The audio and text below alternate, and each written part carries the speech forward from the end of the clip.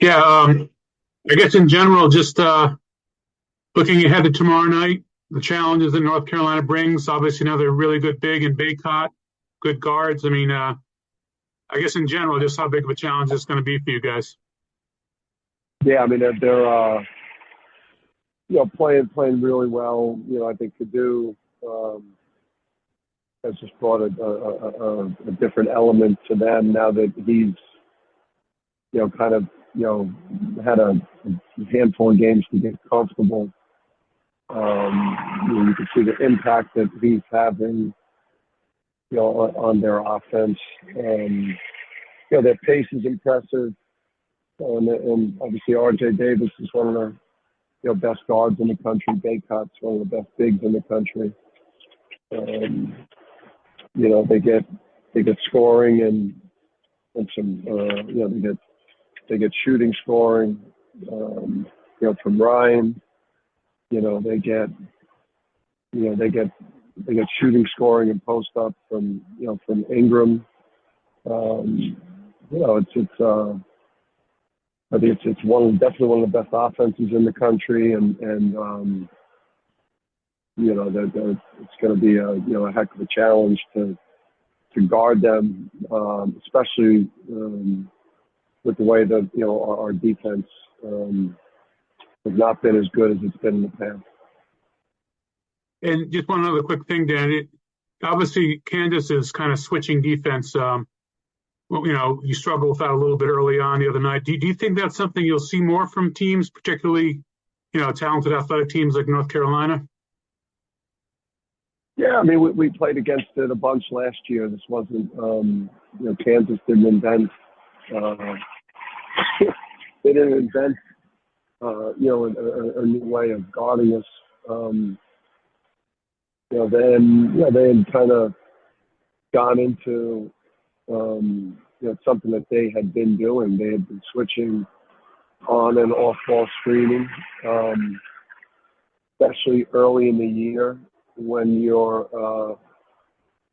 when you're trying to find cohesion and become an excellent execution team.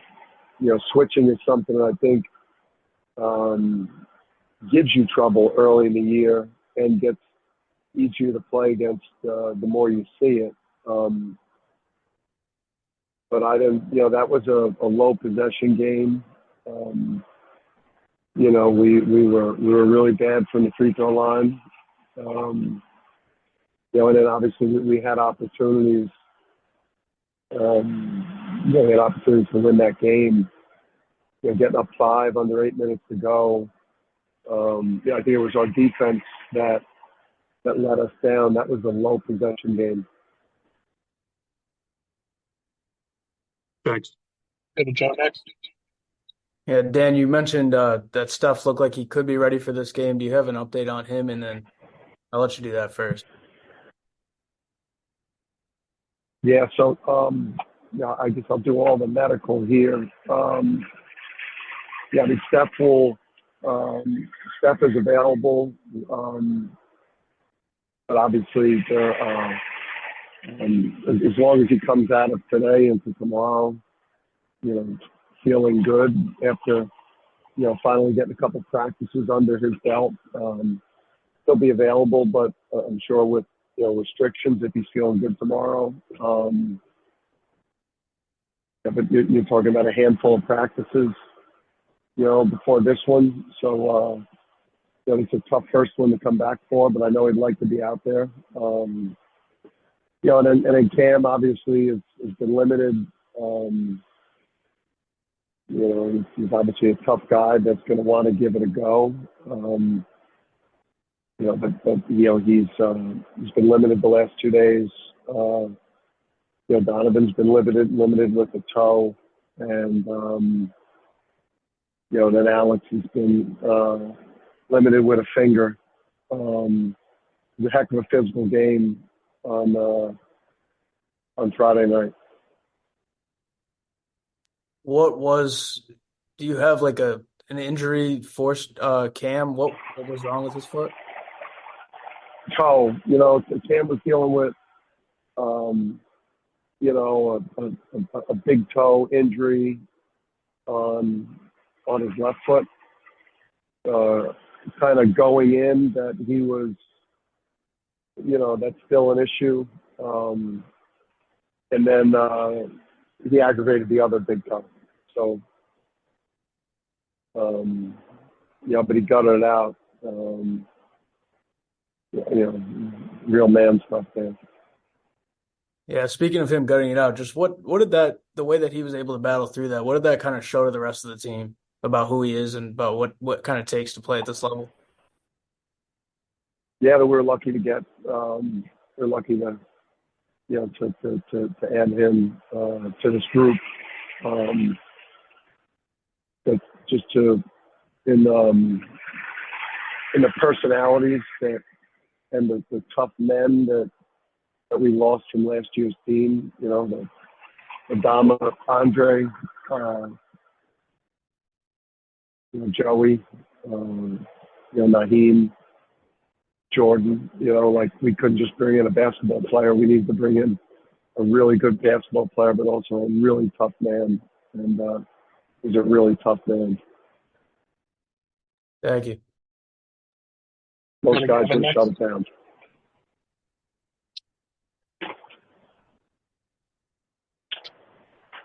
Hello? Yeah, Dan, what's up? what does Alex need to do to get going? Obviously, he's been a little bit of a slump shooting-wise. I'm sure he's been living in the gym the last few days, but what does he need to do to get going? Yeah, just do more, do more things. Cut more, get on the offensive glass. If they're going to switch ball screens and he has a mismatch versus smaller guard, call for the ball, closer to the basket. If he doesn't get a catch and he's guarded by a smaller guy and we put something on the rim, go get it. Make a play defensively to kind of get himself going. I think to drive it and attack the front of the rim and finish or get to the free throw line. I think Alex, you're gonna have stretches like this. He went through it last year, and obviously found his footing. So I think Alex is probably the last guy on the roster I'm worried about right now. Thanks. Adam next. Yeah, hey Dan. With Elliot, did you guys try to recruit him at all, or what'd you kind of see out of him in high school? And can you just expand a little on what makes him, what makes him so tough and how he adds to the UNC offense? Yeah, watching him in high school, I think, he's got a Tyler Kolek type of impact on their offense. I mean, it's rare that you see a young guard his age that can quarterback the way he does, gets the ball to people on time, on target, catches you get caught leaning a little bit in help, and he's throwing it out to the three-point line on target, the guys for dunks and layups on target. Obviously his ability off the dribble, to go by you, and his ball screen reads, it's just for that age is probably as good as it gets. Thanks, buddy. You got it. Go to Oman. Hi, Dan. Thinking about the end of the Kansas game and Cam's shot at the end, were you happy with that shot? Is that the look you wanted at the end of the game there with about 5 seconds left? Yeah, it's a judgment, really called. There's never just one option in a play. So, there was like a drag ball screen, kind of what we would call a slip out or a ghost out on the initial action between Tristan and Cam, and then a little slot ball screen for Tristan, and then an exit screen that Cam had at his disposal, and Tristan had the option to put pressure on the paint and try to attack the rim or spray it out to the line, and Cam's a clutch shooter. Cam's been one of the best shooters in the country. He got a really good look at a three, to win the game at the horn. Thank you. Go to Roger. And do you like having back-to-back games against top 10 teams at this point in the season to find something out about you guys, or just to challenge your guys to take it to another level? Yeah, I think it's these are great games. We're getting a chance to play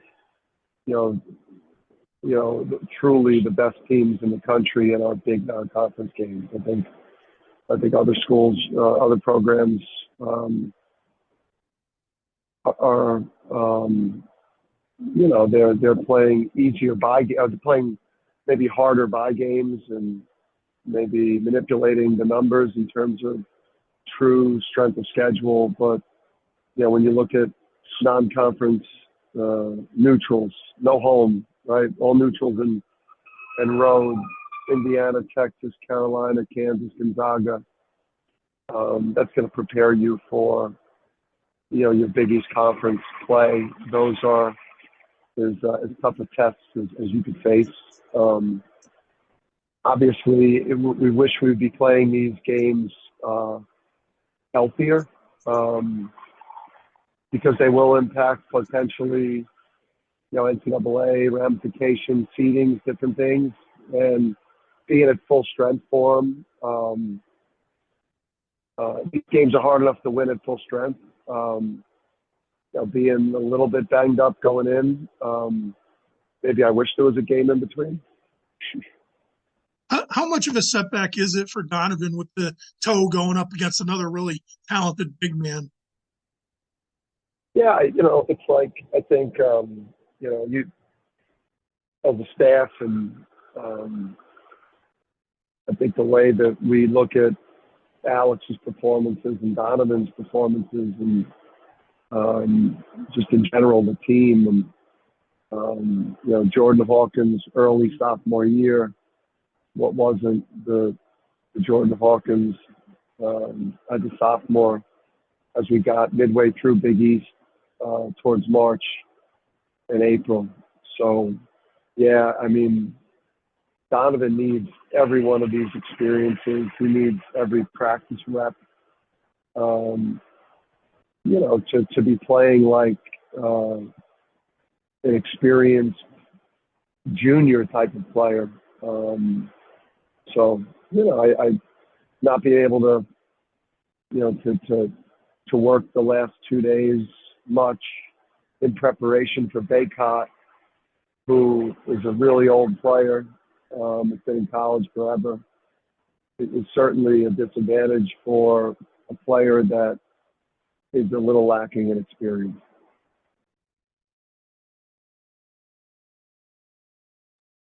We'll go Dave, then Joe to wrap it up. Yeah, Dan, as far as Cam goes, did he get like an X-ray on his feet or his toes at all the last couple of days? And I know you said he's going to want to give it a go. Do you expect him and the other, and even Donovan and Alex to go tomorrow night, barring any setbacks? Yeah, I think, listen, unless Steph looks good for it. Again, we're just, from a precautionary standpoint, just got to make sure that he's feeling good after back-to-back days of getting live reps. But he'll have a minutes restriction, having missed so much time. It's just unfortunately those other guys are heading for shoot around how are you feeling with the extra day of rest? I know those guys, UConn, Carolina at the Garden, Jimmy V. It's going to take a lot for them not to give it a go. But I want to see what they look like tomorrow. Because it's a long season, and this isn't the type of opponent that you want to play against if you can't run at full speed, because they run really fast. And Dan, how similar is Armando Bacot to the way Adama Sanogo played last year? Yeah, I mean, very, very similar. Were they the same year, or is they kind of a year older? He's older. They kind of a year older. Okay, so yeah, he's played two more. Yeah, I mean, he's got definitely physical similarity, size, rebounding, inside toughness, and then just, I guess, 2 more years of college experience. And so just a 2-year older, version of Adama.